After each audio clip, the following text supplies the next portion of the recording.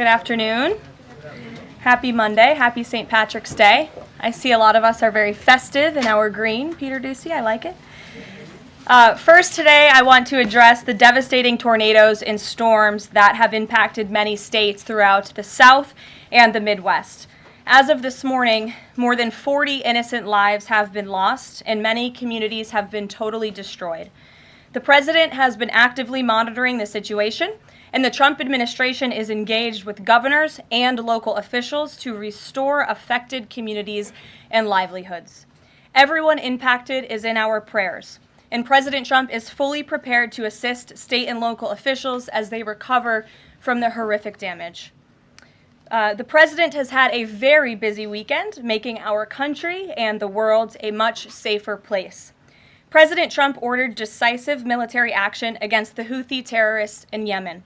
These Houthi terrorists have engaged in piracy, violence, and terrorism against American ships for years under the Biden administration, costing billions of dollars and putting innocent lives at risk. Joe Biden's pathetic weakness invited these unacceptable attacks. But there's a new sheriff in town, and his name is Donald Trump. And the world is officially on notice. America has a commander-in-chief whose peace-through-strength approach is unwavering and should not be tested. As the president said, no terrorist force will stop American commercial and naval vessels from freely sailing throughout the world. Houthi terrorists and their Iranian backers should not cross President Trump again, and the president has made that clear today. On another important matter, President Trump signed a proclamation invoking the Alien Enemies Act regarding the invasion of the United States by the foreign terrorist organization Tren de Aragua. At the president's direction, the Department of Homeland Security carried out a counter-terrorism operation deporting nearly 200 violent Tren de Aragua terrorists, which will save countless American lives. Thanks to the great work of the Department of State, these heinous monsters were extracted and removed to El Salvador, where they will no longer be able to pose any threats to the American public. Tren de Aragua is one of the most ruthless terrorist gangs in the world, and they are responsible for some of the most heinous crimes that have occurred in our nation's history in recent years, including the savage murders of beautiful Laken Riley and Jocelyn Nungray. President Trump promised Laken and Jocelyn's families during his campaign that he would demand justice for their beautiful girls, and that's exactly what he did. As the president acknowledged during his inaugural address on January 20th, he pledged to invoke this act, and he has no higher responsibility than to defend our country from threats and invasions. President Trump will continue his historic efforts to seal the border and prevent these illegal invaders from coming here in the first place. As the New York Times is acknowledged over the weekend, President Trump's policies are working. Here's how the Times summed it up. Illegal crossings at the U.S.-Mexico border are down to their lowest level in decades. Once crowded migrant shelters are empty. Instead of heading north, people stranded in Mexico are starting to return home in bigger numbers. The border is almost unrecognizable from just a couple of years ago, when hundreds of thousands of people from around the world were crossing into the United States every month in scenes of chaos and upheaval. This is the Trump effect in action. And again, those are the words from the New York Times. We didn't need a border security bill. We just needed President Trump. All of these actions taken together are contributing to a wave of optimism about the direction of our great country. According to brand new polling from NBC News, more registered voters say the United States is heading in the right direction than at any point since early 2004. Americans support President Trump's common sense approach that's getting our country back on track in record time.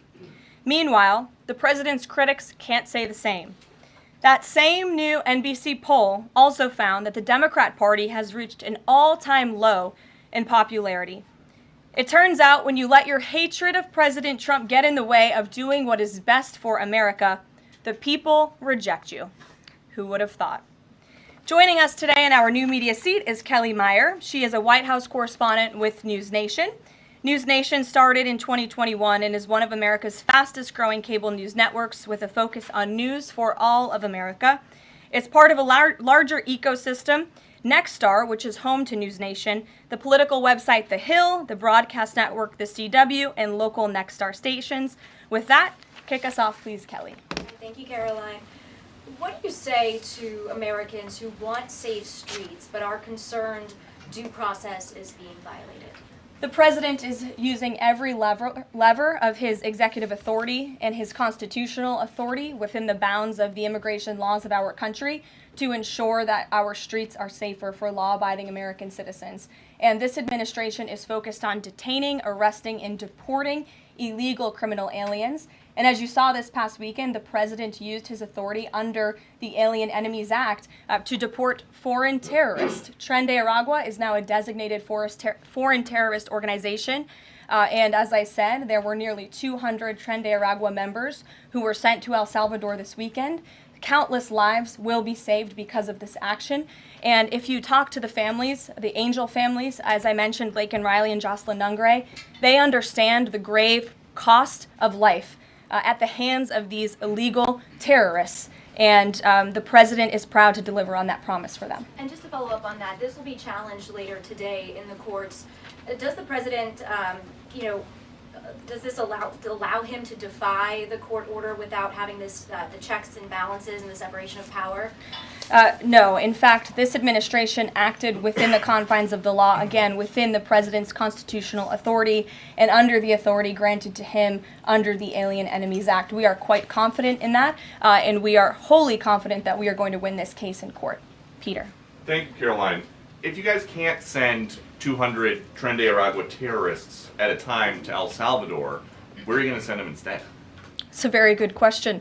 You'd have to ask the courts and the people on the left who are trying to fight this administration for doing the business that this president sought out to do, which is to deport these foreign terrorists. And we're very grateful to President Bukele and to El Salvador for accepting these heinous monsters where they will face justice. And if these guys are terrorists at war with the United States, is President Trump considering anything more lethal to address them than just sticking them on a plane somewhere else? Well, it sounded like you had a little bit of curiosity in the premise of your question, so I want to address it. These are designated foreign terrorists. The president signed a proclamation on February 20th, 2025, designating TDA as a foreign terrorist organization that was in consultation with the Attorney General and the Secretary of Treasury. That was pursuant to 8 U.S. Code 1189. The president has the right to do that, and I think nobody would argue that Tren de Aragua should be designated a foreign terrorist organization. If you want to have that argument, I'm happy to do it. These are heinous monsters,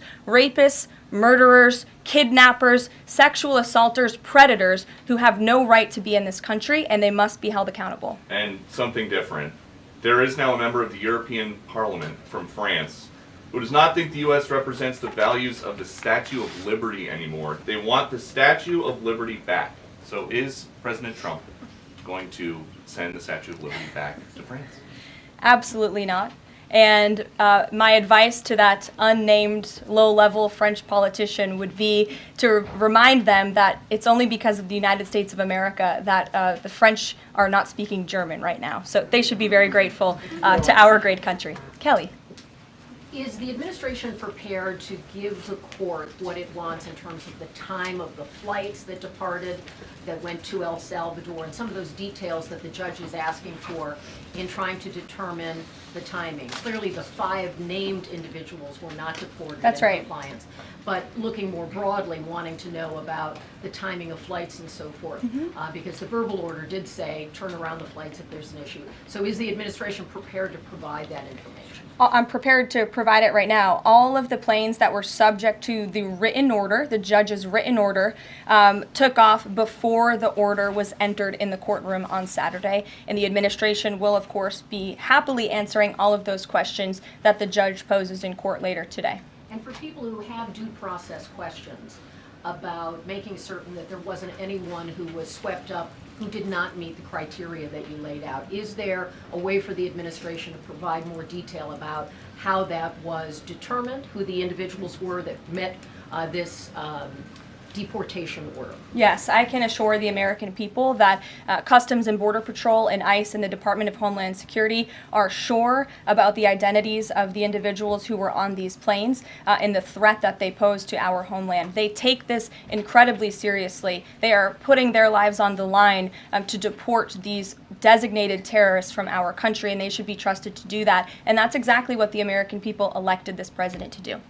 Thanks, Caroline. Just to follow up on that then, so you're saying definitively that the administration can prove everyone that was put on those flights to El Salvador was either a member of Tren de Aragua, MS-13, or some other entity? We've already provided the breakdown in the effort of transparency about the 261 illegal aliens who were deported. 137 of those were deported under the Alien Enemies Act. 101 of those were Venezuelans removed via Title VIII, which, as you know, are just regular immigration proceedings. And 23 of them were MS-13 Salvadorian gang members. There were also 2 MS-13 ringleaders as part of that group of 23 who President Bukele particularly expressed his gratitude for their return so he can demand justice in his home country. Jennifer. What criteria, though, other than, say, tattoos or maybe being in the wrong place at the wrong time, are they using to determine that someone is actually a member of one of these organizations? Intelligence and the men and women on the ground in the interior of our country who are finally being allowed to do their jobs. Their hands were tied under the previous administration, and as I said, they take their jobs very seriously. They should be trusted and respected by the American public with this operation, and of course, as I said to Kelly, the administration will provide all details to the questions that the court poses. Jennifer. One more follow-up on that. Can you say how much the U.S. is paying El Salvador to imprison these Venezuelans?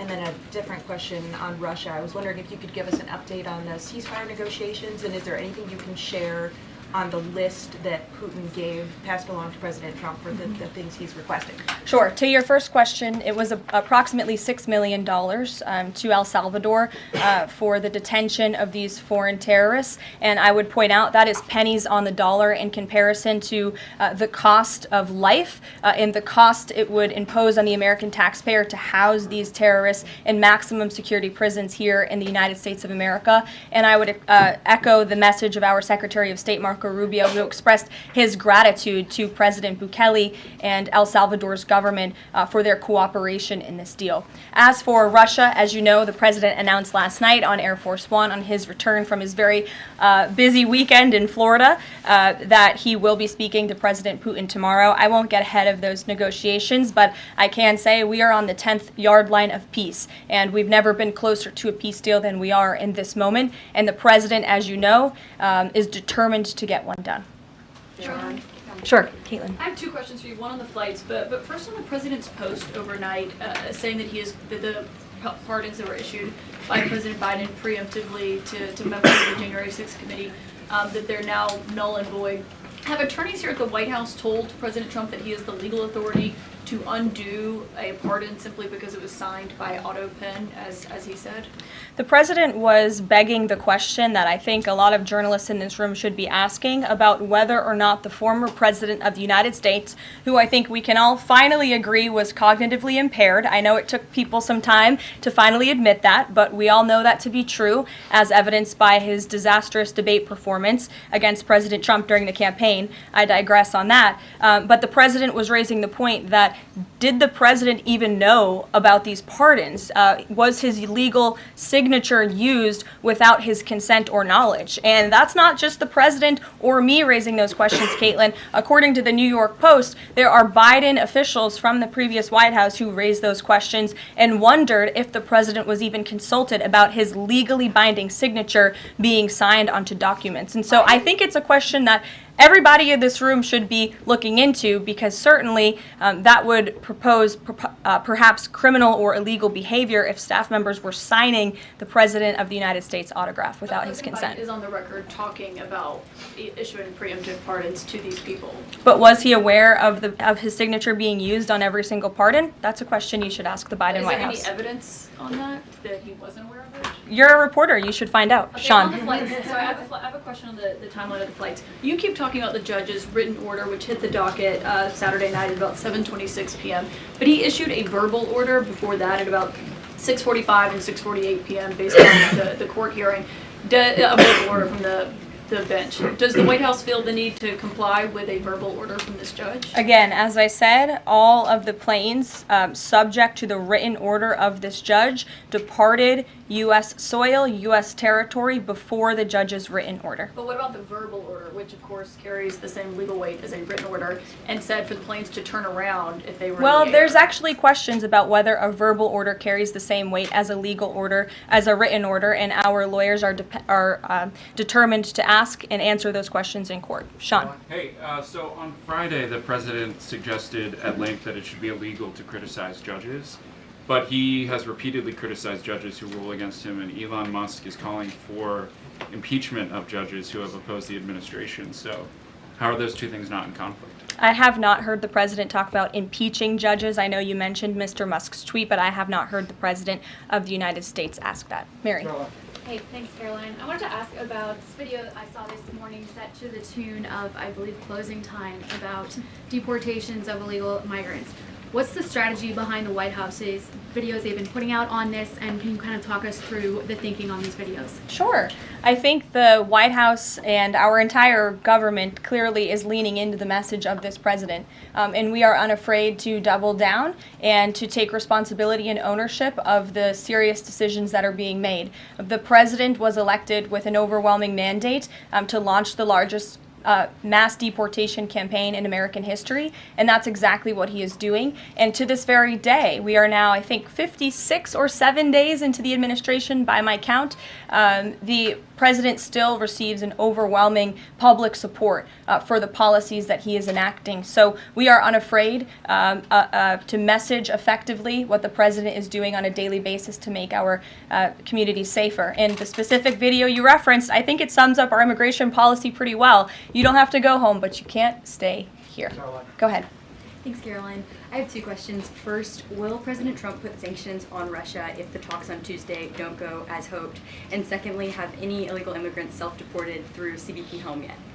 To your first question, it's something the president has floated, and certainly he's willing to do if necessary. I don't have anything to read out, and I would never get ahead of the president on such a serious decision. To your second question about the CBP Home app, I would have to check in with the Department of Homeland Security, but it's a great question, and we're very proud to repurpose this app, which the Biden administration abused to facilitate the mass illegal entry of illegal immigrants into our country. It was like a fast pass at Disneyland. That's not happening under this administration. We are encouraging illegal immigrants to actively self-deport to maybe save themselves from being in one of these fun videos. Caroline. Sure. John, good to see you. After President Trump strafe-bombed the Houthis yesterday, he said that if they retaliate, he was going to personally hold Iran accountable for that. Holding them accountable, what would that look like? Well, I would defer you to what the president put out this morning, John, where he said very clearly, I will read it, "Let nobody be fooled. The hundreds of attacks being made by Houthi, the sinister mobsters and thugs based in Yemen, who are hated by the Yemeni people, are all created by Iran. Any further attack or retaliation by the Houthis will be met with great force, and there is no guarantee that the force will stop there. Iran has played the innocent victim of rogue terrorists from which they've lost control, but they haven't lost control. They are dictating every move, giving them the weapons, supplying them with money and highly sophisticated military equipment, and even so-called intelligence. Every shot fired by the Houthis will be looked upon from this point forward as being a shot fired from the weapons and leadership of Iran. And Iran will be held responsible and suffer the consequences, and those consequences will be dire." That is a statement from the President of the United States just moments ago. I have nothing additional to share, but our message to Iran is you better take this president seriously, and I think the Houthis learned that the hard way this past weekend. As I said in my opening remarks, there's a new sheriff in town, and this president is not just going to sit on his hands and allow terrorists to launch attacks on commercial vessels and U.S. naval ships. Those actions will not be tolerated. Sure, Edward. Yeah, thanks. Caroline, on the economy. So after mostly a down week last week in the economy, you've been very vocal as well as other cabinet members about how we're in a transition and about how this economic transition, and there's a plan, a long-term plan for tariffs on this. How concerned is the president that the markets and Americans, for lack of a better term, will freak out over these tariffs and be concerned about a long-term plan? Sure. I think I've been asked this question and answered this question respectfully, Edward. We are in a period of transition. The president has made that clear. He also has made his belief in tariffs and what they will do for our great country clear, restoring wealth back to our country. And if you look at the president's first-term economic formula, massive deregulation, tax cuts, lowering the cost of living with an energy boom, which the American people can expect soon. Wall Street and Main Street should both be assured by what President Trump did in his first term. It's the exact same formula. In fact, I would argue it's even better this time around. And if you look at some of the economic indicators in the last week, the latest CPI report last week beat expectations. Inflation is cooling. Core inflation dropped for the first time in 4 months. The national average of the price of gas is down 42 cents from 1 year ago. And there was also a new report out this morning about wholesale egg prices. They continue to fall. A dozen eggs are now $3.10 cheaper since January 24th. First, that's a 47% decrease overall. So I think the American people do have great reason to be optimistic about this economy. And as I've said repeatedly, it continues to be true. The administration has a whole of government effort to fix the economic mess created by Biden. So the president's pointed to that April 2nd tariff deadline, so to speak. Is the tariff back and forth sort of done now? We're just all looking towards April 2nd? Well, I think the president would tell you that all options are always on the table, and he's always ready to respond if he feels the United States is being unfairly treated by our allies and also our competitors around the world. But yes, the April 2nd day is a big day for the country, as the president has said. Reciprocal tariffs will go into effect. We'll have more details on that as the date nears, but our entire trade team, Secretary Lutnick, Secretary Bessent, the vice president has been quite involved in these talks and discussions as well about what that will look like. And the president, as you always do, you will hear from him directly on it. Deborah Saunders, how are you? Fine. How are you doing? Good, thanks. Former pardon attorney Elizabeth Boyer believes she was fired for refusing to sign off on a move to restore gun rights to actor Mel Gibson. DOJ's Todd Blanche says no. But I want to know, is the administration dedicated to restoring gun rights to felons who served their times? I ask this because I've talked to people who were pardoned. They felt that was important. Of course, this isn't necessarily for a pardon. What is the president's thinking on this issue? Sure. After you've served your sentence, should you have gun rights? It's an important question. It is one I have not spoken to the president about on his views, but I will take it to him this afternoon. I will tell him you asked, and we will get you an answer. You're welcome. Jonathan. Thanks a lot, Carolina. A question for you regarding the administration complying with judges' orders. I want to ask about an administration spokesperson who's the board czar, Tom Homan. He was on Fox News. We love Tom Homan. And he was talking about the deportations, and he said the following. He said, "We're not stopping. I don't care what the judges think," which seems to me, just reading that, that you don't care what orders come from the federal bench. Is that the case? Can you clarify that, please? Well, I think since you just quoted Tom, I'll quote Tom. He said, "I don't care what the judges think, but I can assure you that the administration is complying with the court order." And as I've said repeatedly from this podium, all of the flights that were subject to the judge's written order departed before the written order, and we are prepared to make that case in court later this afternoon. Reagan. And then if I could, on Russia, the president, as you pointed out, Caroline, made some remarks on Air Force One coming back from Florida, and he seemed to indicate that the conversation tomorrow concerns essentially dividing up assets, dividing up territory associated with the war in Ukraine.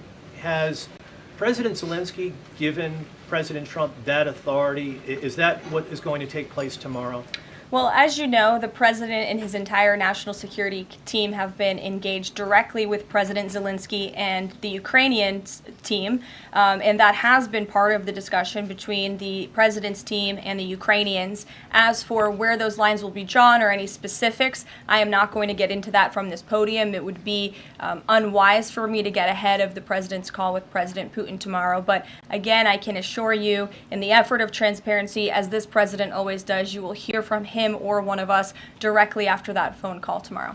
Reagan. Thank you, Caroline. There's a lot of focus on the judicial branch right now. The president has about 40 judicial appointments that he could make at this moment. Do you have an update on what the timeline would look like for those judicial appointments? And does the president have a list of potential nominees that he's vetting? I do not have an update on a timeline, nor do I have a list, but I can certainly have our team gather that for you and provide it. You're welcome. Sure. Go ahead. Sure. Thank you, Caroline. So the president is visiting the Kennedy Center this afternoon to He attend is. a board meeting. A question about what happened a few weeks ago. The Kennedy Center got bomb threats targeting a performance by Shingun Performing Arts, which is an American company showcasing China before communism. This company has been targeted, unfortunately, by the CCP for years. I'm wondering if this administration has a response to this, and also as the president is putting an emphasis on arts and culture, what's the administration's message to potentially foreign state actors who are trying to disrupt that in the U.S.? Don't disrupt it.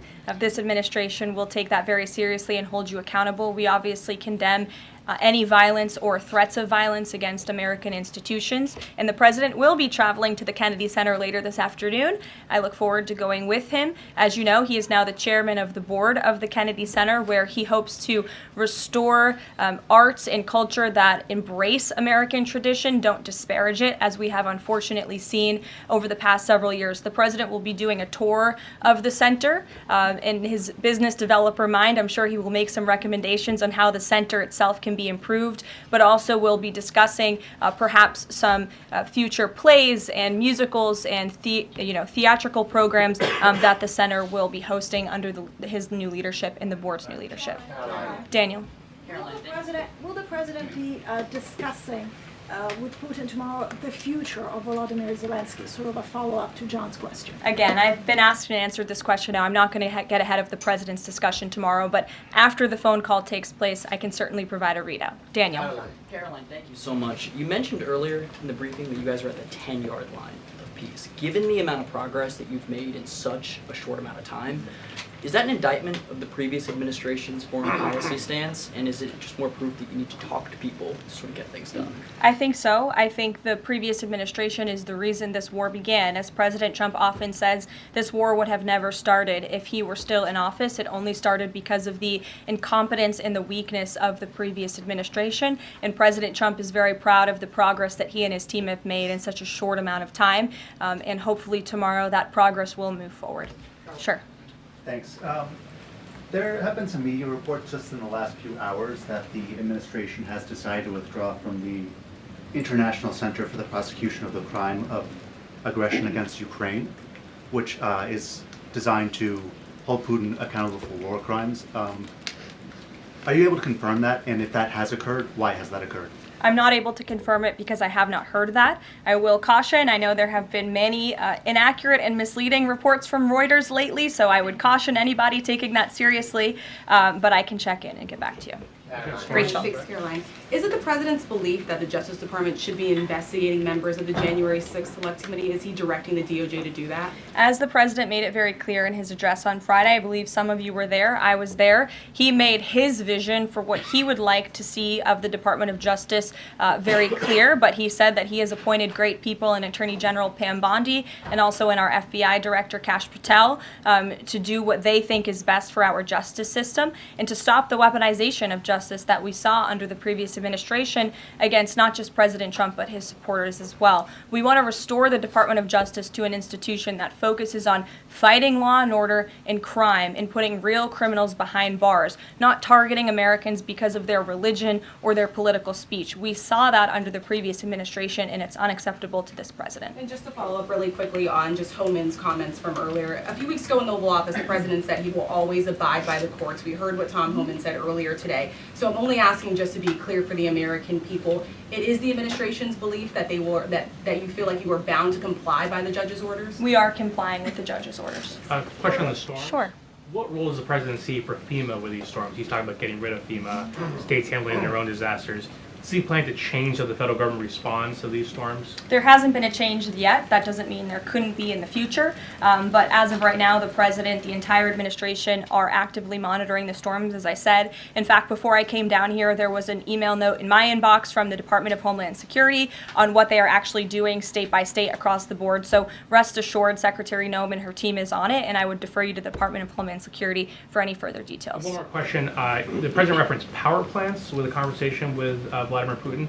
What is he referring to with power plants? What is that? There's a power plant that is on the border of Russia and Ukraine that was up for discussion with the Ukrainians, and he will address it in his call with Putin tomorrow. The nuclear plant. Correct. Okay. Yes. Caroline? Do you have a question? Yes. Okay. I wanted to ask you if you would be releasing more granular data about the people who were sent to El Salvador this week.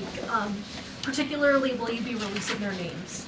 I don't believe so because of the privacy concerns at this point in time. That doesn't mean we won't eventually. I would defer you to the Department of Homeland Security for more details on the individuals on the flights, but we have been incredibly transparent in giving you the breakdown of the numbers and also some of the crimes committed by these heinous criminals and individuals: kidnapping, sexual abuse of a child, robbery, aggravated assault on a police officer. I would remind everybody in this room that Tren de Aragua is a foreign terrorist organization operating within the United States of America because the previous administration allowed them to invade our country. These are monsters who tortured, raped, and murdered a 12-year-old Jocelyn Nungre. They murdered 22-year-old nursing student Laken Riley. They led a multi-state sex trafficking operation involving smuggling women into the United States, holding them in stash houses in Louisiana, Florida, New Jersey, Texas, and Virginia, and forcing them into prostitution. They kidnapped and murdered a 33-year-old woman in Texas. They sexually and physically assaulted a woman and her daughter in Wisconsin. They conducted a mass shooting in Illinois. They peddled untraceable ghost guns across New York City, took over an Aurora, Colorado apartment complex where they kidnapped and tortured victims. And by the way, many of you in the mainstream media said that didn't happen. It turned out that it did. And because of the effective immigration policies of this administration, those foreign terrorists were detained and they are no longer operating on American soil, and we have President Trump to thank for that. We'll see you guys later at the Kennedy Center. Thanks so much. Thanks, Caroline.